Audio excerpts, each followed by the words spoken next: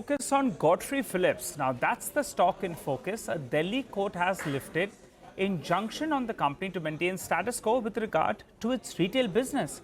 Ashmit joins us to fill us in with what the court had to say, and then we go across to Mangalam for a quick analysis. Ashmit, you first. Well, there's clearly a boardroom battle that's currently underway at Godfrey Phillips, and that's between Beena Modi and Sameer Modi. Beena Modi being the managing director, Sameer Modi being a director on the board of Godfrey Phillips.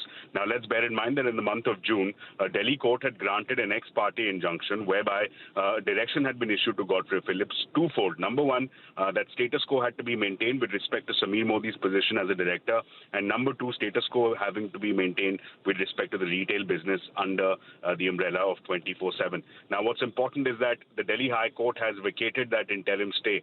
There are two aspects to bear in mind. Number one, first, with respect to Sameer Modi's position as a director. Here, the Delhi court has held that he is not entitled to continue on the board of Godfrey Phillips. However, at the same time, the Delhi court saying that as per the succession trust deed between the various stakeholders, Beena Modi is required to recommend Sameer Modi as a director, and then subsequently, as per the provisions of Companies Act, he can be considered, and Godfrey Phillips can take an independent call. That's the first part of the stay that has been vacated. As far as the retail business is concerned, again, the Delhi High Court has very explicitly held that as far as Godfrey Phillips is concerned, it is an independent entity, it is a listed company, and no such compulsion can be put on the company for continuing with the retail business. That is a decision that the company will have to take on its own merit, that whether or not it chooses to continue with the retail business is an independent call that the listed company is required to take. There can be no court injunction with that respect. So with that respect, Delhi court vacating the interim stay, the interim injunction on two counts, one on Sameer Modi's position as a director, two on continuing with the retail business. That's a decision that the company will now have to take.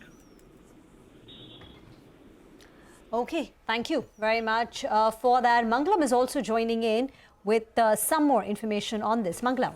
Well, as Ashmit pointed out, it's the retail business which the company has decided to exit now. The retail business was that of 24/7. In fact, in last year itself, the retail business did revenues of close to around 403 crores. Remember, it was more of a capital guzzling business, did not make much contributions to the EBITDA of the company, and it's about 7.5% of their overall revenue. So basis stakeholders' feedback and long-term performance of the division since inception, along with prevailing market conditions of the retail sector, they've decided to exit this as it's the long-term business strategy of the company to stay within the core, and that explains why the stock too has recovered from the lows and ended marginally in the green. Okay, got that. So that's Godfrey Phillips in the news. Thanks very much, Mangalam, for explaining that to us.